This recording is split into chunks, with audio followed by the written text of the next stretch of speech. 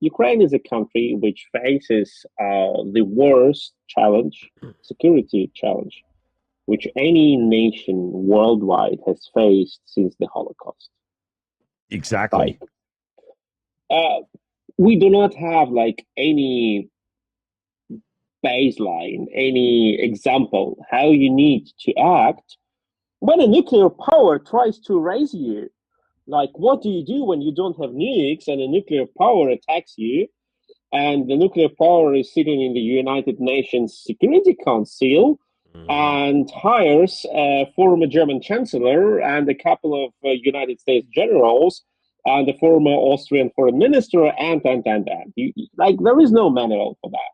You Right. don't know what to do.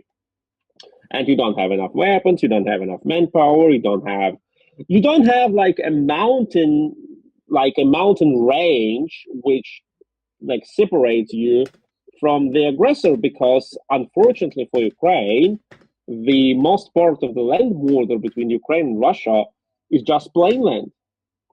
Like, there is no major river, no sea, no mountain range, no forest, no nothing. Like, the Russians just walk in as if it's their backyard, and that's a problem. And then you Yeah. think, okay, like, what should we do? We need to convince the NATO members that they should provide us with the arms, but the NATO members, most of them, they think, oh, Russia will never attack us. They will not dare, so we will not send the weapons to Ukraine because this will provoke Russia, Yeah. and you don't have enough people because you're a democratic country. You cannot just like the Russia does, like the Russians just send the Just send the boys out and round them up, right? Yeah. Yeah, they just like arrest people and send them to the front line. Or what the Russians do, they invite Nepalese or Indian or Syrian or Cubanese, like young people. They say, okay, you can study at Russian universities for free. And when they come to Russia, a conscript officer appears and say, oh, you wanted to be a student, but first you need to serve 6 months at the army. Yeah. Exactly. Ukraine cannot do that. Yeah. So we're going to Ukraine use you as a fucking dead body. So come with me, right? You know? Yes, and Ukraine cannot do that. So Ukraine is in really bad situation. And then we come to Ukraine and say, oh, you're not acting that democratic. It's bad. But we will not provide you with weapons. Yeah, no, Russia doesn't care. Russia has no scruples. I mean, rules of war, if you hand a book to a Russian general, they'll probably just take a piss on it and throw it out the window. At the end of the day, Ukraine needs weapons. Ukraine needs more personnel, trained personnel.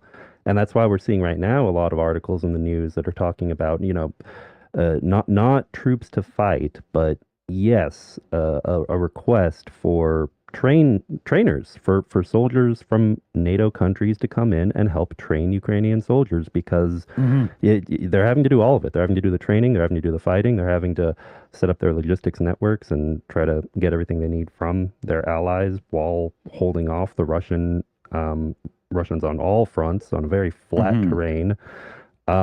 It's trench warfare in a freaking country that is the size of the U.S. state of Texas, which, for anyone who's unfamiliar, to drive from I don't know about from the east to the west side of Ukraine, but from the northern tip to the southern tip of Texas, I think it's like a 15 or 16-hour drive. I'm from Canada. It's just not that big. Sorry. I don't know if you're limiting yourself to New Brunswick or something. It's pretty small. And yeah, I mean, it's frustrating, I'd say, because I really do want to see something change beyond just here's the bare minimum of what we think you need this month or this quarter of the year in order to survive. I want to see a real commitment to Ukraine getting what it needs to stabilize and to push, the enemy back, push them out. Like the bottom line is there are not enough soldiers in Ukraine to ever have a numeric superiority over the enemy. So it has to be quality of training, it has to be the quality of equipment, it has to be sound strategy and tactics that get the job done at the end of the day. And if allies, all of us here, we stand with Ukraine, but when we look at our governments and we see this hemming and hawing, it's asinine and it's infuriating, is putting it very lightly. Yeah. There's Literally actually 9 two. Athens. Yeah, there's two separate issues here. One is the West's approach since the very start of this conflict to incrementalism, of only giving Ukraine just enough to keep going, not enough to accomplish anything. And that is hugely frustrating and arguably is cruel, almost a war crime approach. Either give them what they need to do it, or just say, we're done. This halfway measure is insane. Yeah. Slavi, just so you know, Commander McMillan's retired U.S. Navy with a specialist angle to logistics. He is the expert on this. He knows exactly what he's talking about. Fantastic. Thank you for your service. Thanks. The second issue, we're talking about training and equipment and everything and the number of personnel needed. A lot of people don't understand modern warfare. You have what's called a tooth to tail ratio, which is for every one guy on the front line pulling the trigger, there's X number of people behind him providing medical support, logistics support, transportation, communications, all of that stuff going together. The Russians have a relatively small tooth to tail ratio. So in other words, for every guy on the front lines, they may only have 3-4 guys behind them. NATO militaries, it's closer to 7, 8, or 9 people in the rear for every guy in the front. I'm guessing Ukraine is somewhere in the middle there. I don't know for certain, but that would be my guess, since they're kind of trying to play both sides of that operational doctrine equation. This is part of the issue, which is that when you hear Ukraine saying we need to, conscript an additional 500,000 personnel to go into the service, it's not 500,000 guys that are going directly to the front lines. They need a significant portion of that, well over half, I would guess, to actually be in the rear supporting that war effort. And a lot of people don't understand that. So if you've got people that are, for lack of a better word, resisting the draft and hiding out in foreign countries or whatever to avoid that because they're afraid of dying on the front lines, you can make some sort of arrangement to say, okay, if you come back, we're not going to send you directly into the front lines. We may put you in a rear area position that supports the people on the front lines.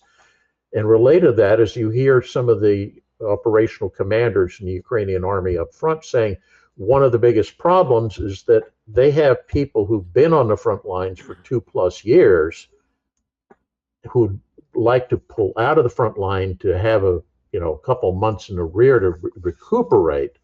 But at the same time, they're terrified of allowing them to be released for that because it leaves them with inexperienced personnel on the front line. So all of this is working together to create a very difficult problem for the Ukrainian military to address.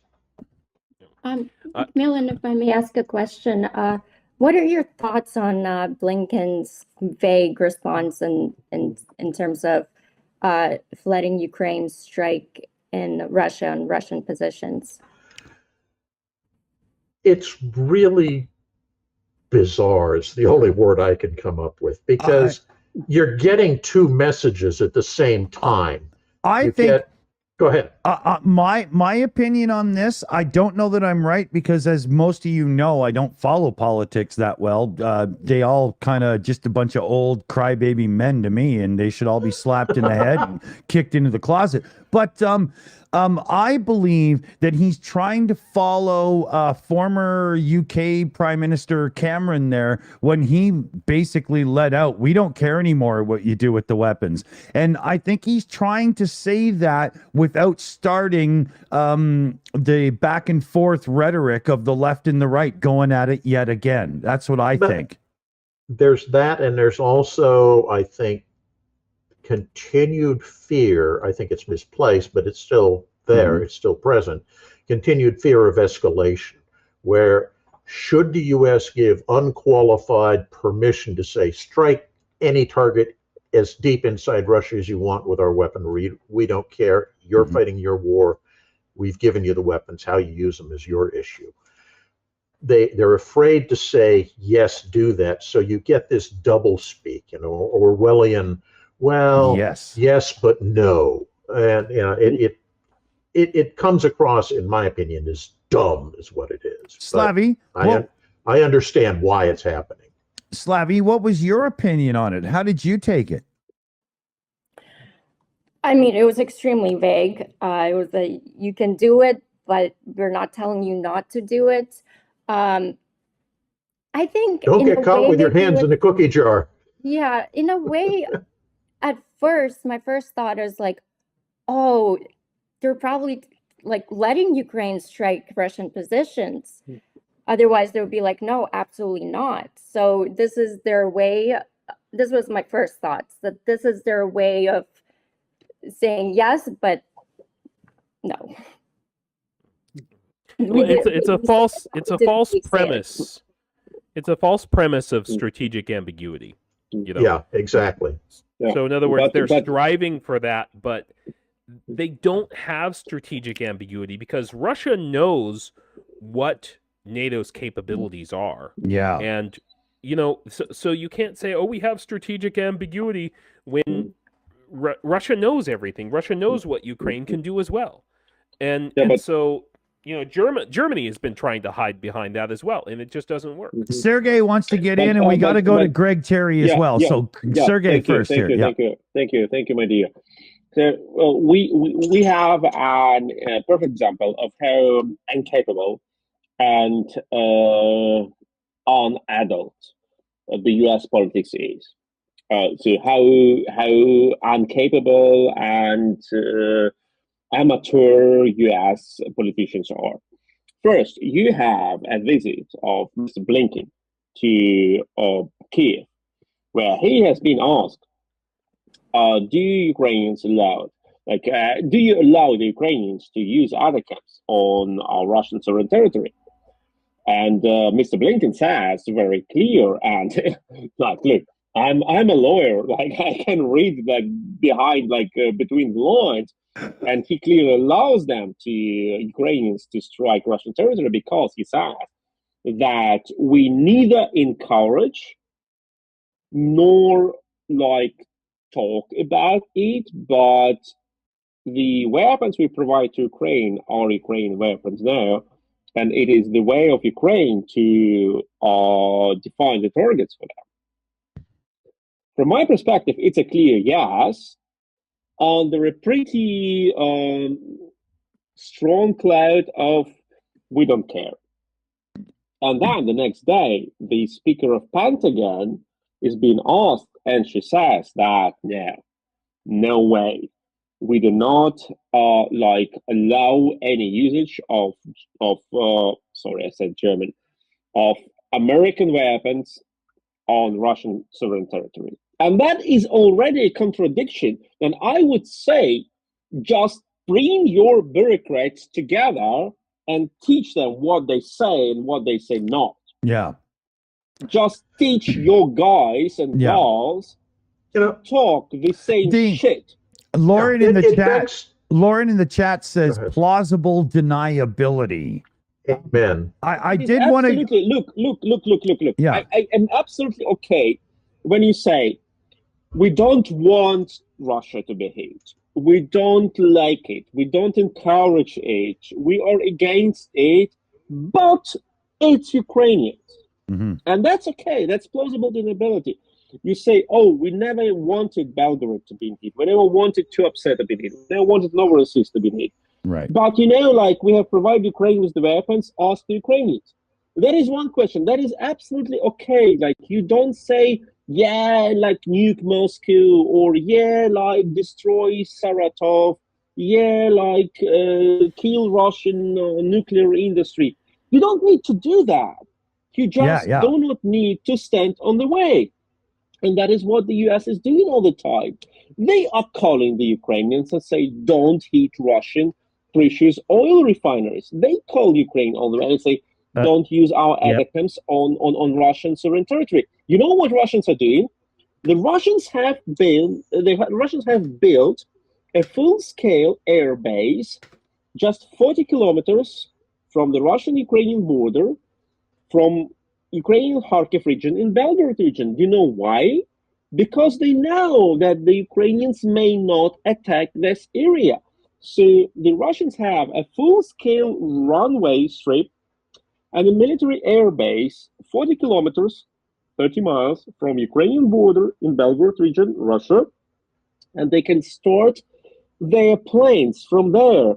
The plane flies 20 miles, drops a gliding bomb and comes back to the airport and gets another bomb loaded and it like goes into the sky and drops it once again.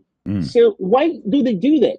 Because they know that this distance, 40 kilometers from the Ukrainian border, is safe because the US Americans and the Germans and the French and the British, well, this is Korea all over again. Yeah. But I don't know about the French. Macron seems to be very, screw the rules and regs, just hit them where you want. No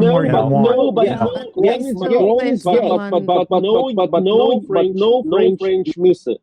No French missile has ever hit Russian territory. And from my perspective, it is a clear sign that the French has said, do not use our Scalp missiles on Russian sovereign territory. I mean, we're dealing with two crazy issues. Number one, why give Ukraine missiles that have a 200+ mile range if they're not allowed to use them to strike targets that are 200 miles away? I mean, what are they going to position these launchers back in, Lvov or something to hit targets near the front? That's stupid. These are weapons that are designed to strike targets deep in the enemy rear. Why not allow them? And number two, this is ridiculously reminiscent of the situation we faced in Korea, where North Korean, in reality, Russian air units were operating in Chinese territory, and we weren't allowed to pursue them back across the border. So they take off, strike targets, and then burn back into China, and they couldn't be hit. That's exactly what's going on here. But, I mean, Sergey just pointed out. It's idiotic. It's ridiculous. I wanted to go to Greg Terry because I know. And I'm sorry, for interrupting and intervening again. But look, the problem is that all these strategies, they are well known. And we have tried to propagate them 3 years ago. And I personally said, look, you may have, you don't want the NATO fighters to operate against Russian targets. So you may just have a rhetoric US pilots who will get Ukrainian citizenship.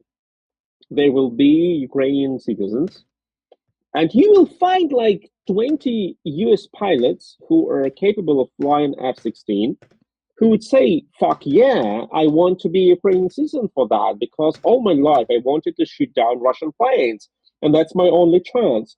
So I get Ukrainian citizenship and I will fly an F-16 to shoot down Russian planes. That was the idea. Or you station F-16 on the Polish airfield in Rzeszów, 30 miles from the Ukrainian border. And then these planes start from the NATO territory, fly over Ukrainian territory. They don't kill any Russian. They just shot down Russian unmanned vehicles, cruise missiles and drones. No harm to Russian, so done. Or you just sell to Ukraine the spare parts and then they assemble the planes together and they fly them. So there is so many options which you can use to say, I don't know, because that is what the Russians do. The only thing which fails, how can you tell he's a lawyer, right? How can you tell the man's a lawyer? It's not obvious at all. And the only thing which is not here is the political will. Yes. Because if there is a political will, you can do everything you want. If there is no political will, you never dare to do even the things you are entitled to do. And I tell you that the international law allows Germany right now to strike with German missiles from German territory, Russian territory.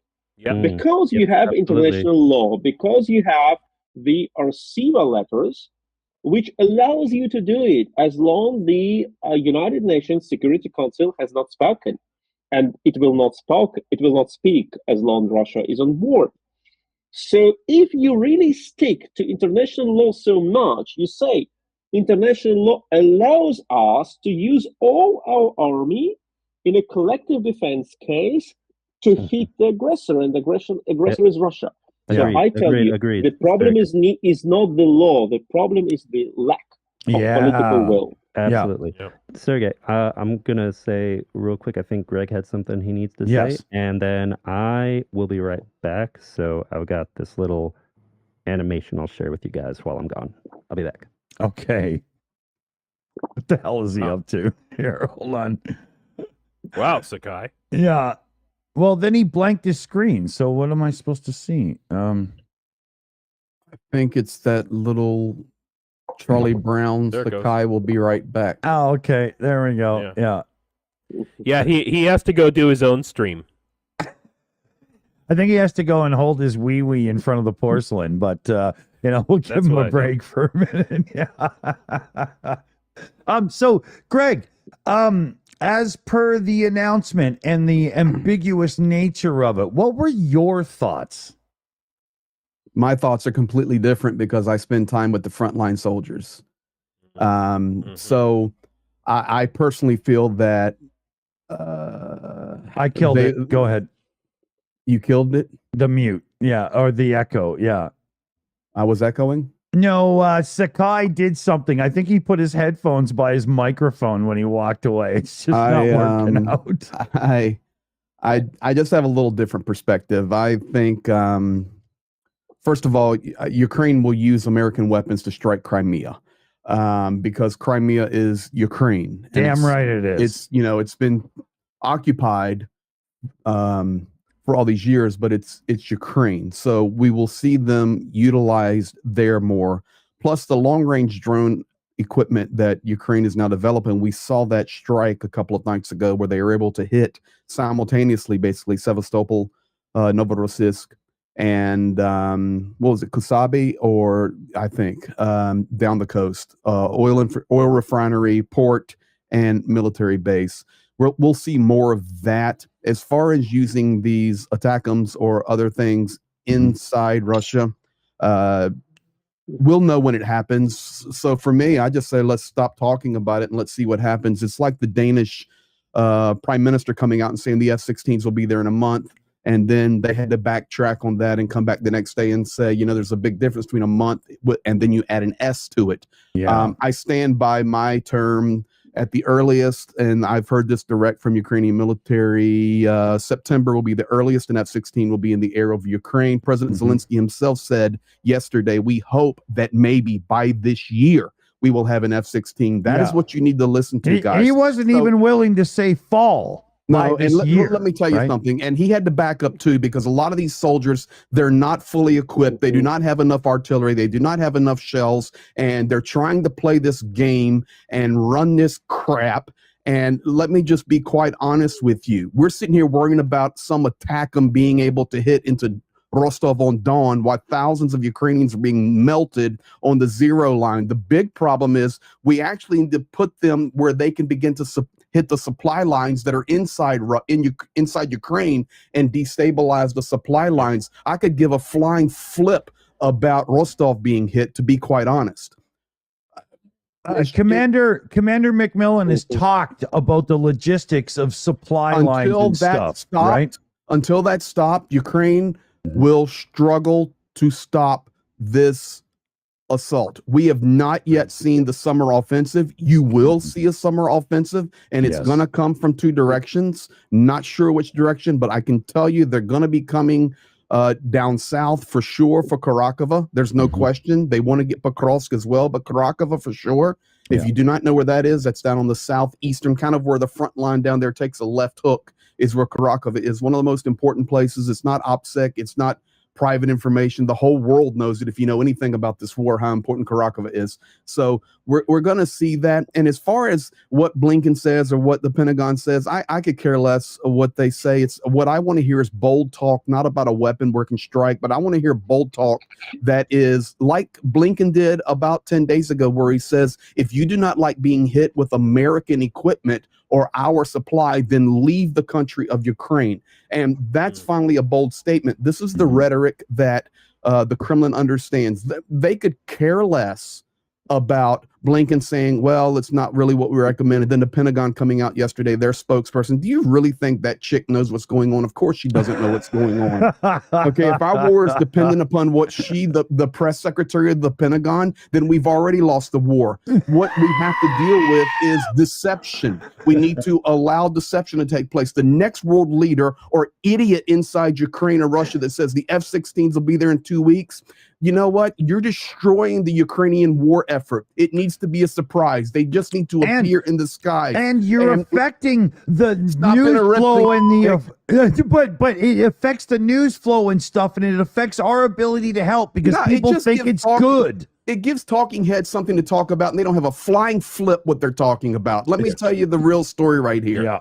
Surprise and shock and awe is how you smack Russia in the face. They already know what's going on. They know what's on the ground. They're 3D mapping everything now. They've got aerial drones running by the hundreds that are mapping every Ukrainian position, every piece of military equipment that's coming. They know everything that's going on, and half of the world is telling them what's going on because of the Russian operatives that have been working everywhere for decades and decades preparing for this. So we think we can surprise somebody. Well, we're not going to let them strike inside Ukraine. Guys, that's for the world to consume.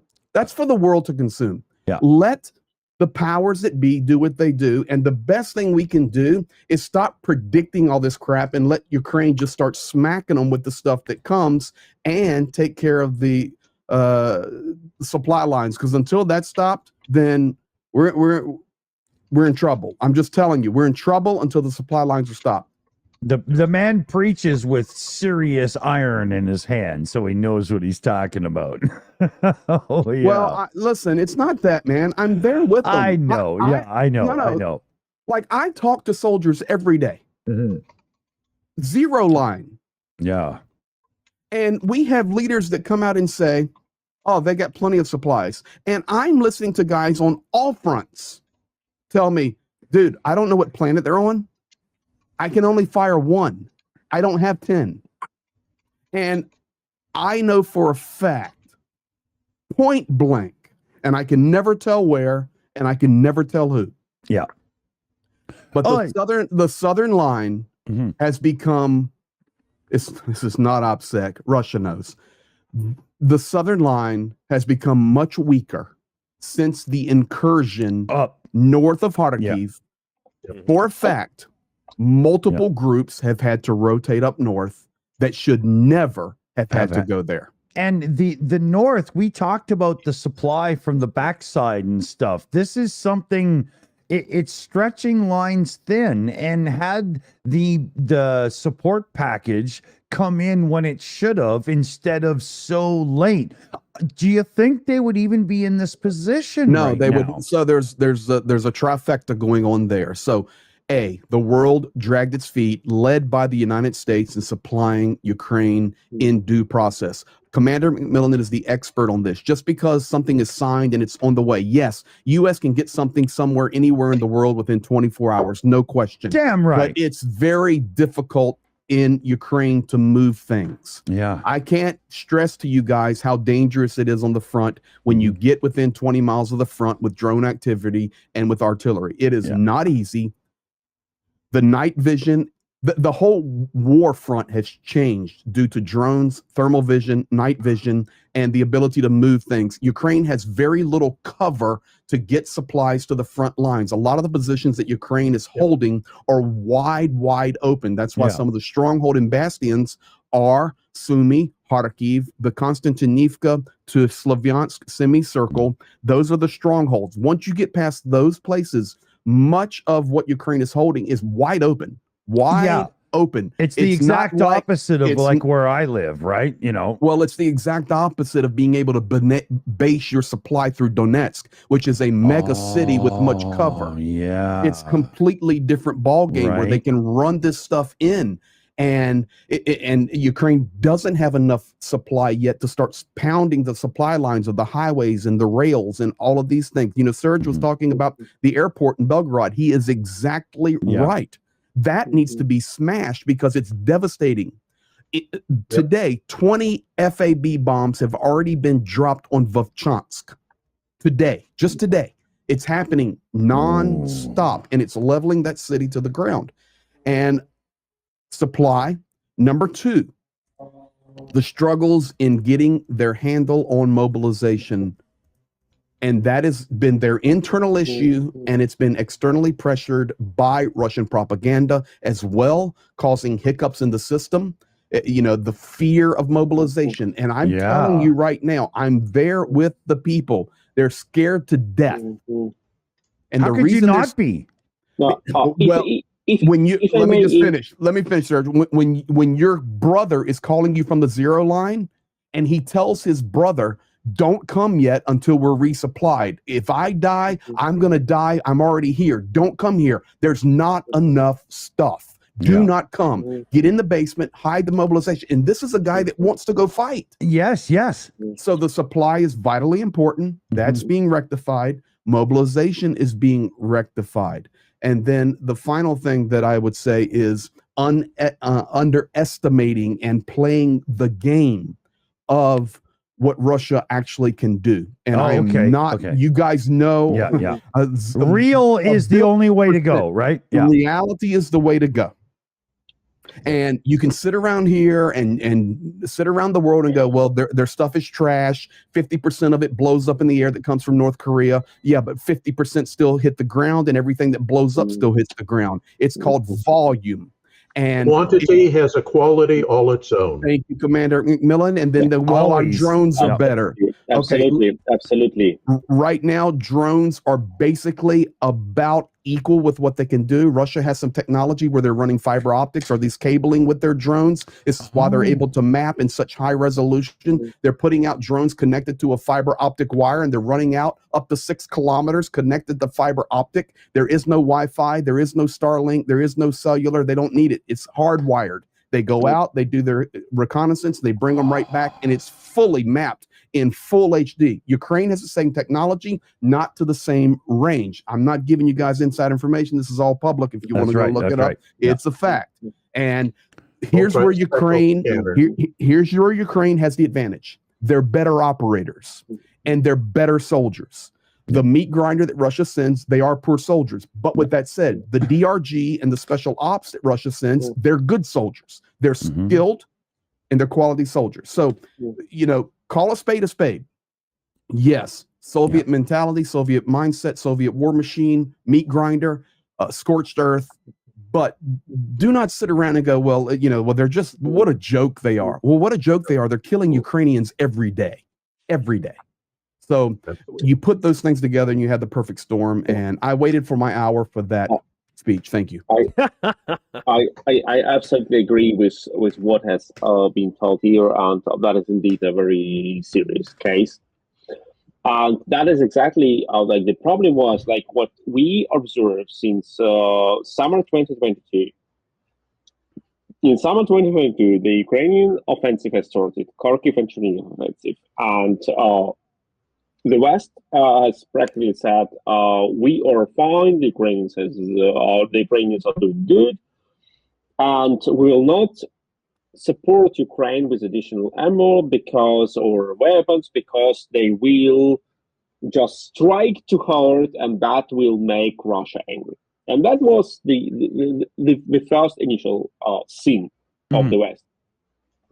So what we have now, I absolutely agree. Like we have a death zone, like 10 miles each side from the front line. You have a death zone. There is no communication. There is no nothing. And if you appear there, within 15 minutes, you get killed, either by drones or by artillery strike. And that is what we experienced. that is what we experience there. The armed vehicles, tanks or IFVs, are just get smashed there. Drones, artillery strikes, minefields, everything. And what we are facing there, we are facing there the competition between the operators and those people who do electronic warfare. And so we have the development of drones, anti-electronic warfare and anti-drones warfare. Mm-hmm. We see the development of drones, which have the only purpose in their life to be retranslators of the radio signal. Yeah. Because you need to penetrate the death zone. You've got to keep a connection, right? So some are actually just repeaters, right? Yeah. Yes. Yeah. You need to have repeaters. Especially you for send repeaters to the air. After that, you have like the ideas of how you have like changing your frequencies, etc. But the most important thing is how you outsmart your enemy in EW and in other like issues. And here, like we have, like I can tell you that we fund a lot of drones development in Ukraine. Like within 24 hours, we have raised like 50,000 euro in Germany for Ukrainian drone developments, which have like 25 kilometers of range. Like it is like 18 miles or 20 miles, and they can hit far behind the enemy line. Because as long as you go out of that pocket, you can operate freely. And that is also a very interesting thing, because the Russian air defense it's not like a Swiss cheese with holes. The holes are actually the areas where Russian air defense covers. It's not like the holes you want to enter. You want to enter the solid like territory, because it's actually the holes where Russian defense covers. Russian air defense covers very local, very limited areas, and all other territory is uncovered. That's why you can hit oil refineries, logistic hubs, and other things, because it's not covered by air defense. And you have seen all the videos of 20 or 30 Ukrainian air drones like flying one by one to the target where they will hit it, because there is no air defense. So coming back to the front line, on the front line, you have extensive air defense, extensive electronic warfare, no GPS, no nothing. You have extreme competition of both sides, and believe me, they buy their components from the same customer, from the same shop. And I talked to a Ukrainian producer of the drones, and he said me, when I buy components for my drones in China, and the first thing I look at is, are there comments in Russian language on this shop? If there are comments in Russian language, it's a good shop. If there are no comments in Russian language, it's a bad shop. So the Russians and the Ukrainians buy their components from the same shops in China, and then it comes to how they bring them together.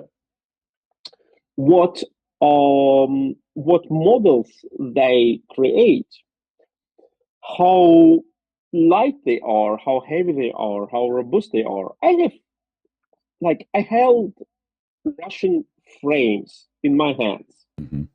They are mostly aluminum frames, pretty heavy compared to Ukrainian carbon frames. Yes. Oh my God. Aluminum against carbon? That's like saying cast iron versus aluminum, right? You know? That is like Messerschmitt 109 against I don't know, like Concord? against something like that. Yeah. Okay, Concord was a civil plane. Yeah, But anyway, but you know what I mean. It's the lightness of construction, right? You know. You have a Russian way of what areas are Russians like really? The Russians are not like some stupid bastards you may like beat with your left hand. They're not. Obviously.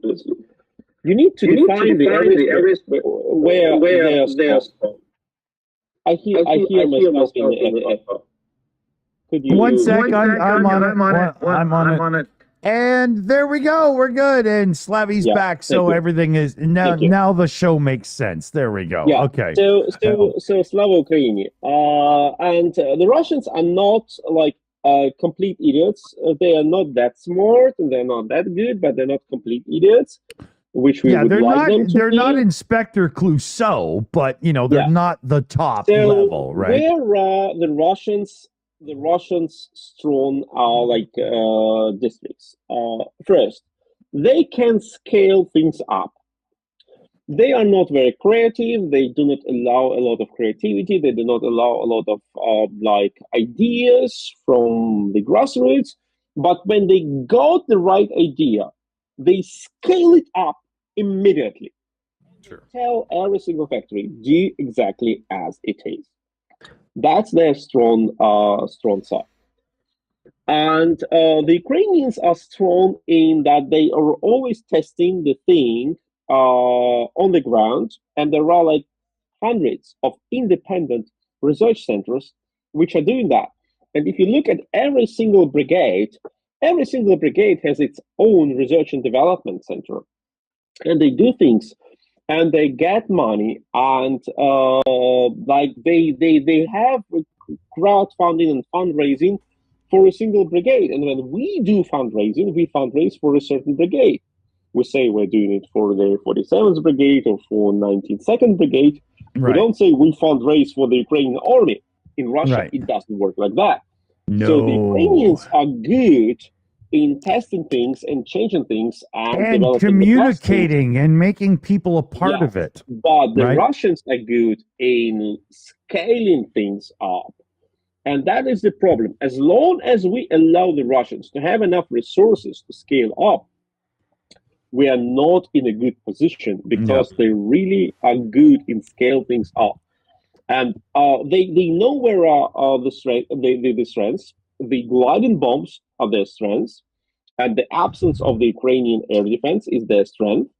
And all other things, they can neglect it as long as they can just like bomb you with gliding bombs. And believe me, 6 months ago, the Russians used like 10 gliding bombs on the whole front line within a day.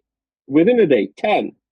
Now they use 120, 150 within a day on the whole front line. And most of them are focused in the areas where they really have interest in. Yeah. And that is really a problem.